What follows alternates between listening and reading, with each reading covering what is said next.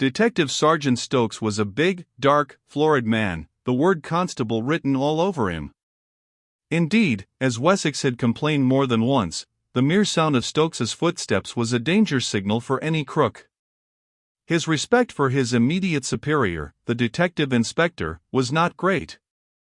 The methods of Wessex savored too much of the French school to appeal to one of Stokes's temperament and outlook upon life, especially upon that phase of life which comes within the province of the criminal investigator. Wessex's instructions with regard to Nicol Bryn had been succinct: watch Mr. Bryn's chambers, make a note of all his visitors, but take no definite steps respecting him personally without consulting me. Armed with these instructions, the detective sergeant had undertaken his duties, which had proved more or less tedious up to the time that a fashionably attired woman of striking but unusual appearance had inquired of the hall porter upon which floor Mr. Nicol Bryn resided. In her manner the detective sergeant had perceived something furtive. There was a hunted look in her eyes, too.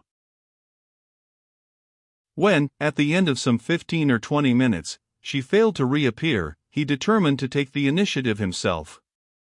By intruding upon this prolonged conference he hoped to learn something of value. Truth to tell, he was no master of finesse, and had but recently been promoted from an East End district where prompt physical action was of more value than subtlety. As a result, then, he presently found himself in the presence of the immovable Hoskins, and having caused his name to be announced, he was requested to wait in the lobby for 1 minute. Exactly 1 minute had elapsed when he was shown into that long, lofty room, which of late had been the scene of strange happenings. Nicol Bryn was standing before the fireplace, hands clasped behind him, and a long cigar protruding from the left corner of his mouth. No one else was present, so far as the detective could see, but he glanced rapidly about the room in a way which told the man who was watching that he had expected to find another present. He looked into the unfathomable, light blue eyes of Nicol Bryn, and became conscious of a certain mental confusion. "Good evening, sir," he said, awkwardly. "I am acting in the case concerning the disappearance of Mr. Paul Harley." "Yes," replied Bryn. "I have been instructed to keep an eye on these chambers." "Yes," repeated the high voice. "Well, sir," again he glanced rapidly about. "I don't want to intrude more than necessary, but a lady came in here about half an hour ago."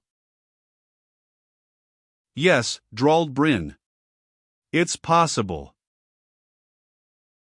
"It's a fact," declared the detective sergeant. "If it isn't troubling you too much, I should like to know that lady's name. Also, I should like a chat with her before she leaves." "Can't be done," declared Nicol Bryn. "She isn't here." "Then where is she?" "I couldn't say. She went some time ago." Stokes stood squarely before Nicol Bryn, a big, menacing figure, but he could not detect the slightest shadow of expression upon the other's impassive features. He began to grow angry. He was of that sanguine temperament which in anger acts hastily. "Look here, sir," he said, and his dark face flushed. "You can't play tricks on me. I've got my duty to do, and I am going to do it. Ask your visitor to step in here, or I shall search the premises."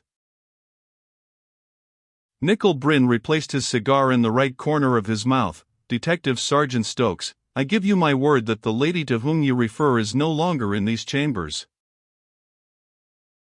Stokes glared at him angrily. "But there is no other way out," he blustered. "I shall not deal with this matter further," declared Bryn, coldly. "I may have vices, but I never was a liar." "Oh," muttered the detective sergeant, taken aback by the cold incisiveness of the speaker. "Then perhaps you will lead the way, as I should like to take a look around."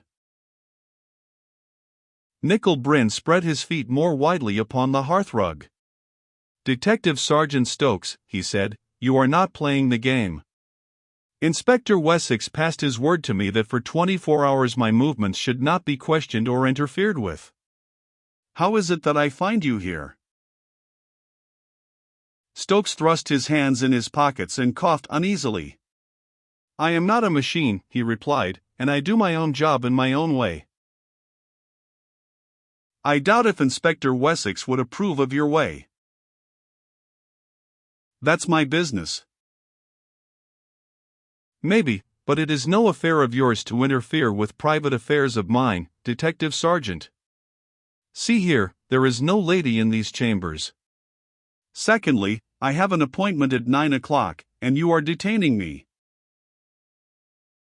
What's more, answered Stokes, who had now quite lost his temper, I intend to go on detaining you until I have searched these chambers and searched them thoroughly. Nickel Bryn glanced at his watch. If I leave in 5 minutes, I'll be in good time, he said. Follow me. Crossing to the center section of a massive bookcase, he opened it, and it proved to be a door. So cunning was the design that the closest scrutiny must have failed to detect any difference between the dummy books with which it was decorated, and the authentic works which filled the shelves to right and to left of it. Within was a small and cozy study.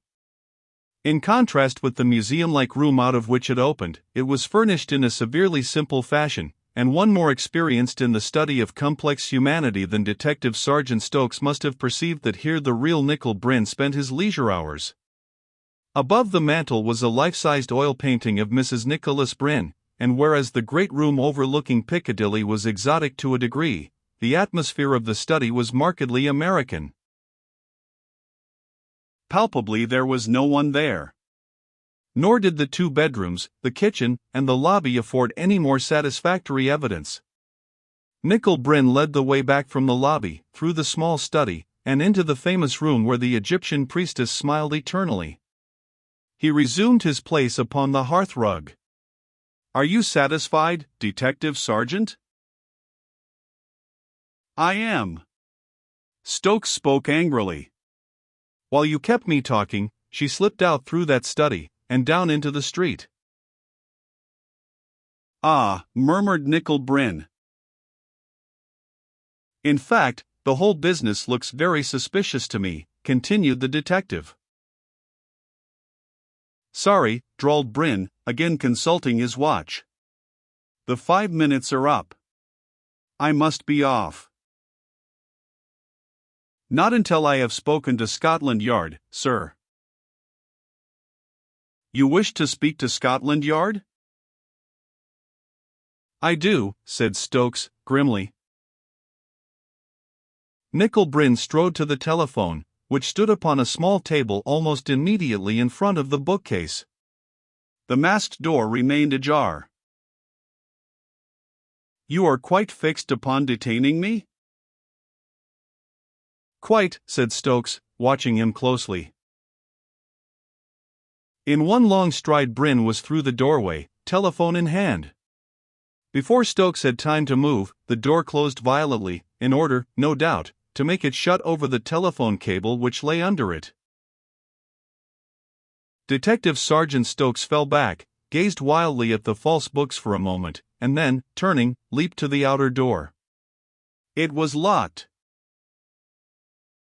In the meanwhile, Nickel Bryn, having secured the door which communicated with the study, walked out into the lobby where Hoskins was seated. Hoskins stood up.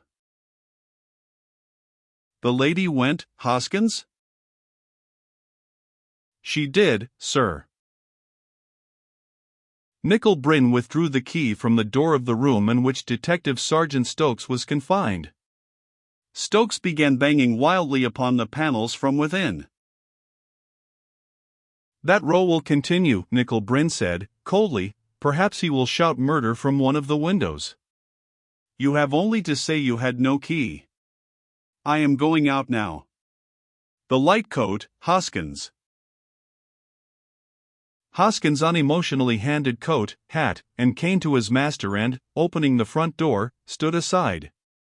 The sound of a window being raised became audible from within the locked room. Probably, added Nickel Bryn, you will be arrested. Very good, sir, said Hoskins. Good night, sir.